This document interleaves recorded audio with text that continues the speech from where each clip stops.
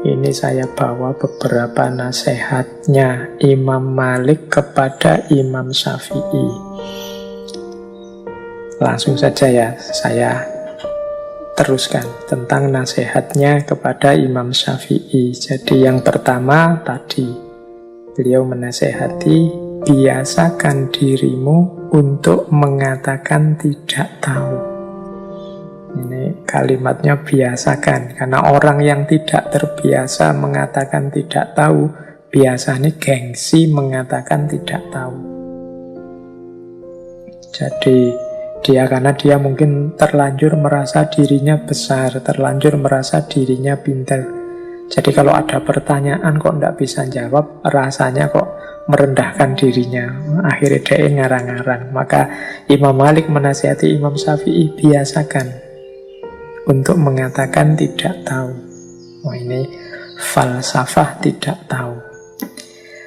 Terus ada lagi pesannya Imam Malik kepada Imam Syafi'i, sesungguhnya Allah telah menganugerahkan cahaya di dadamu, maka jangan engkau padamkan dengan maksiat.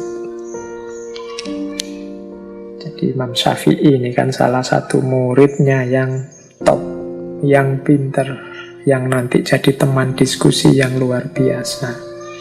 Dan Imam Malik ngerti benar bahwa ilmu itu cahaya, maka orang-orang pinter adalah orang-orang yang bercahaya, yang menerangi sekelilingnya. Maka dia harus berhati-hati agar tidak mengurangi cahaya atau menghalangi cahaya sehingga terjadi kegelapan.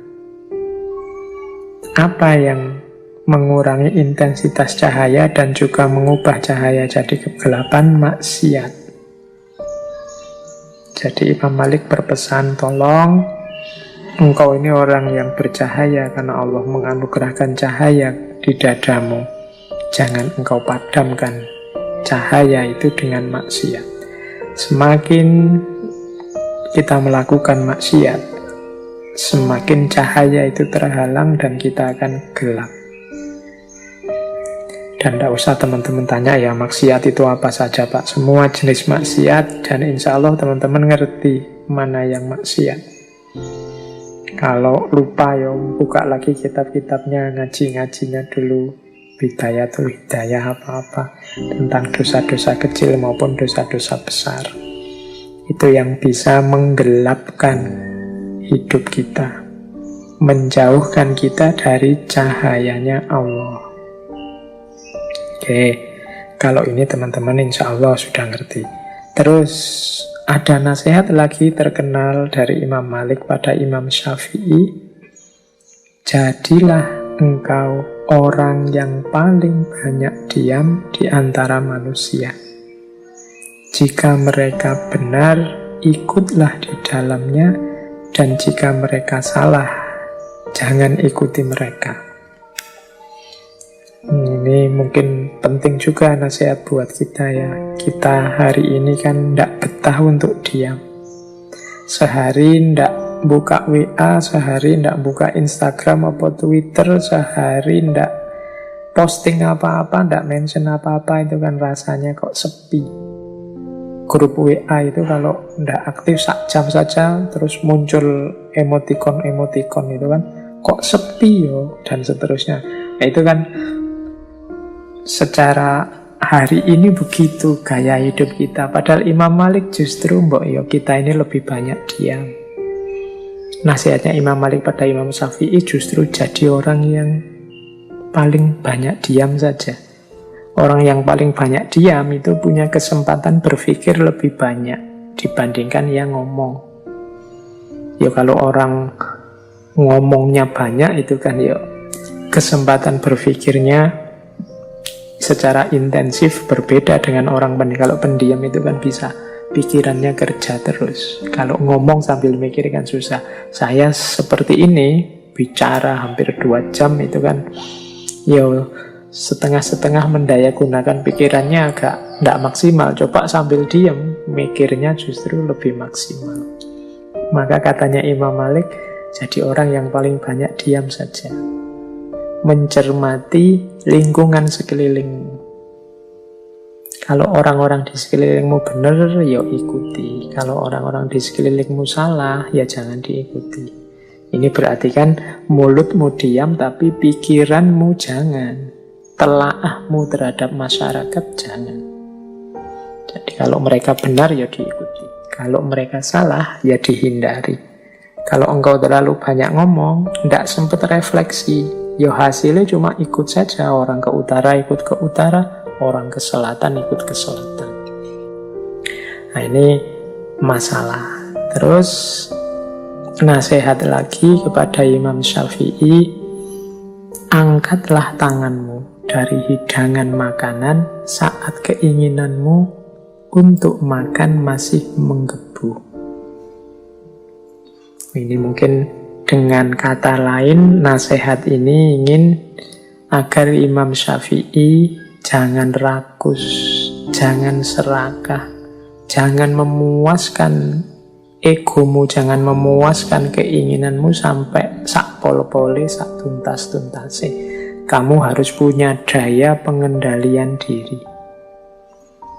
Mengangkat tangan dari hidangan makanan saat keinginan makan masih ada, itu kan berat. Makanannya sih masih ada, kalau mau nambah lagi masih siap.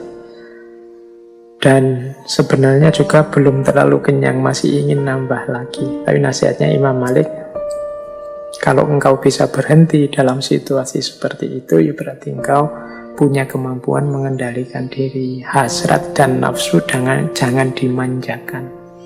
Jadi ini salah satu jalan untuk mendidik diri. Kita ini kan sering kesulitan di sini. Kalau sudah seneng itu terus. Mungkin di antara teman-teman ada yang maniak game, ya game online apa game apa. Itu kan terus. Coba nasihatnya Imam Malik ini dijalankan. Keinginan main gamenya masih menggebu-gebu, kuotanya masih banyak, tapi ya saatnya berhenti, ya berhenti. Jadi kemampuan mengendalikan diri. Nah ini nasihat-nasihat penting ini saya pilih dari Imam Malik pada Imam Syafi'i, yang menurut saya relevan untuk kita ikuti juga hari-hari ini. Oke, ini Imam Malik dan Imam Syafi'i ini kan guru murid, sama-sama pinter, sama-sama luar biasa. Dalam banyak pandangan mereka ini berbeda. Tapi tetap Imam Syafi'i menghormati Imam Malik. Imam Malik menyayangi Imam Syafi'i.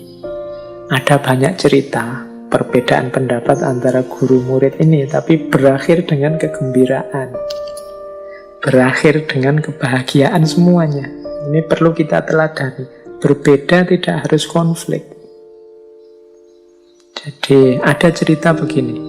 Jadi suatu ketika Imam Malik ini bilang pada Imam Syafi'i pandangannya tentang rezeki. Katanya Imam Malik, rezeki itu datangnya tanpa sebab. Orang itu cukup bertawakal pada Allah, nanti Allah akan memberi rezeki. Rumusnya, katanya Imam Malik, lakukan yang menjadi bagianmu, selanjutnya biarkan Allah mengurus yang lainnya. Ini Imam Malik mengikuti hadis, kalau sabdanya Rasulullah, kalau kalian bertawakal pada Allah sebenar-benarnya tawakal, Allah akan memberikan rizki kepada kalian sebagaimana rizki kepada burung yang pergi dalam keadaan lapar lalu pulang dalam keadaan kenyang. Jadi pendapatnya Imam Malik, rezeki itu tidak usah dicari, cukup orang itu jalankan tugasnya dengan baik. Yang guru jadi guru dengan baik, dosen jadi dosen dengan baik, yang tani ya kerjakan lahannya dengan baik, sudah. Rezekinya apa, berapa, seperti apa, itu urusannya Allah dan akan datang sendiri. Nah, ini pendapatnya Imam Malik. Nah, Imam Syafi'i punya pendapat yang berbeda kepada gurunya. Wahai Syekh, Karena tadi alasannya hadis seperti burung yang pergi dalam keadaan lapar lalu pulang dalam keadaan kenyang. Imam Syafi'i bilang, wahai Syekh, kalau burung itu tidak keluar dari sangkarnya, bagaimana mungkin ia mendapatkan rezeki? Jadi gurunya bilang rezeki itu tidak usah dicari, dia akan datang sendiri. Kalau Imam Syafi'i bilang ya ndak, rezeki ya harus dicari, harus dijemput.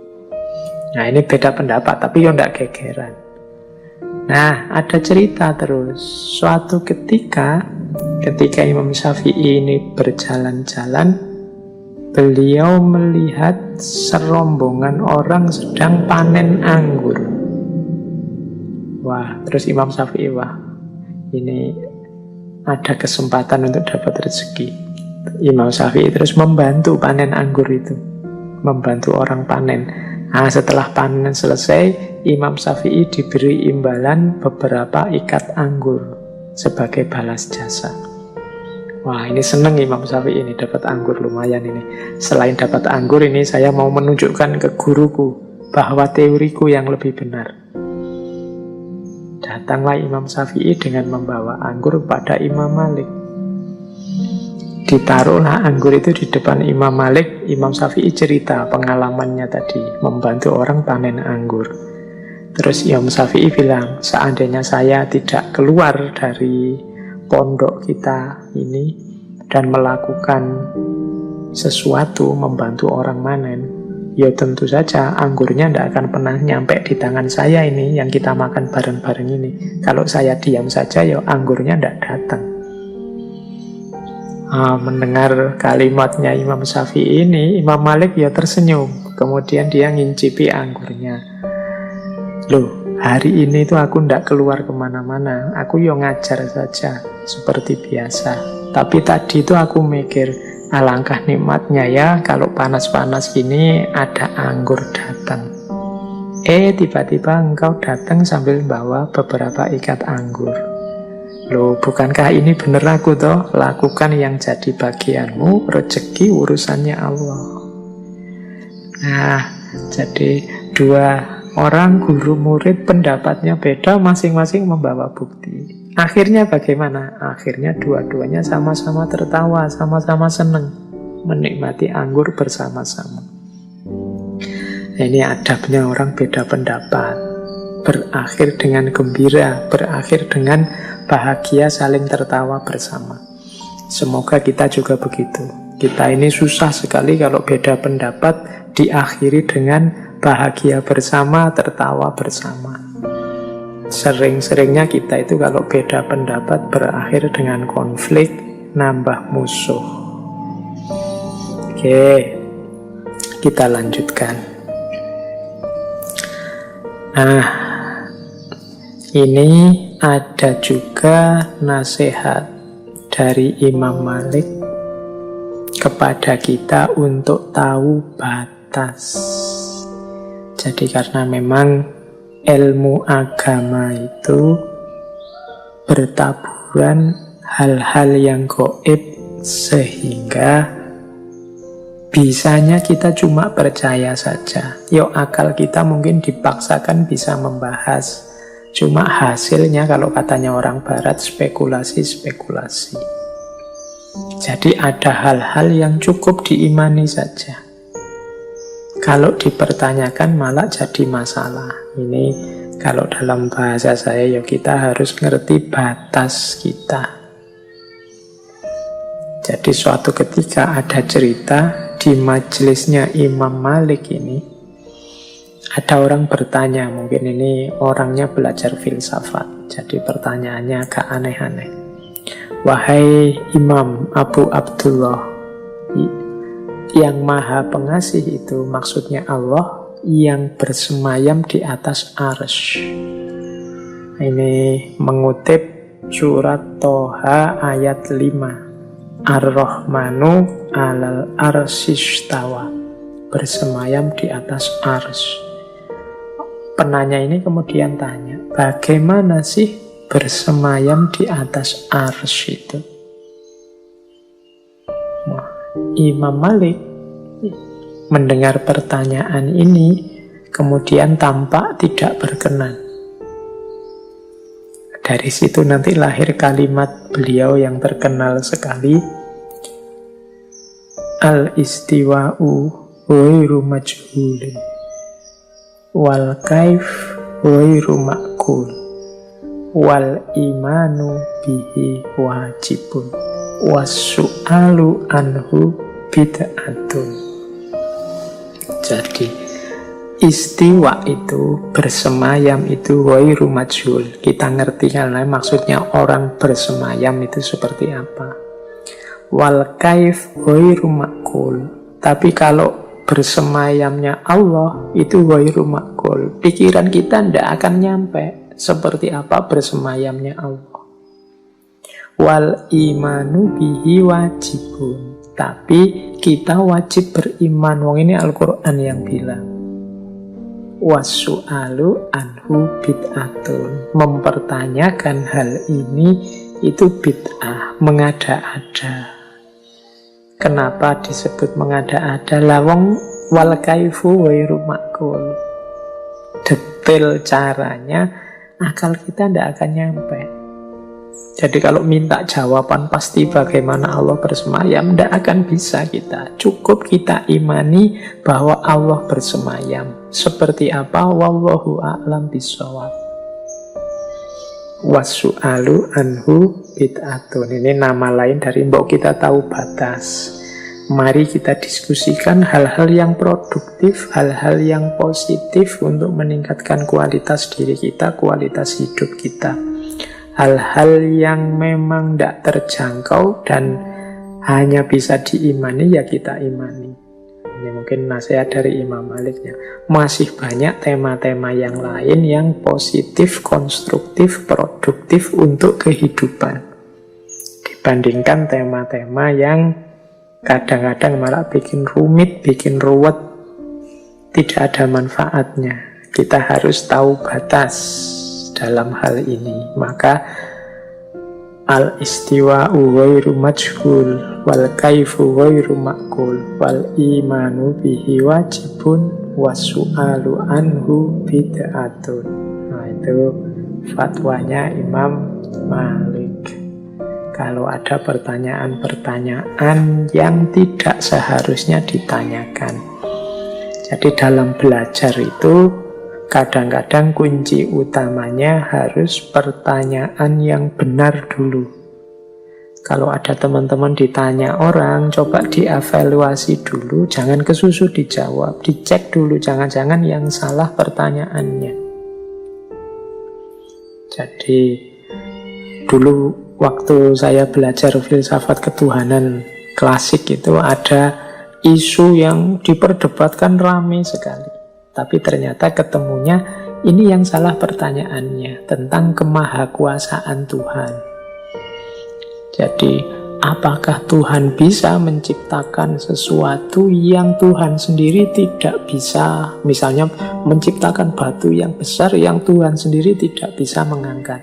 Loh, ini pertanyaan kontradiksi secara logika.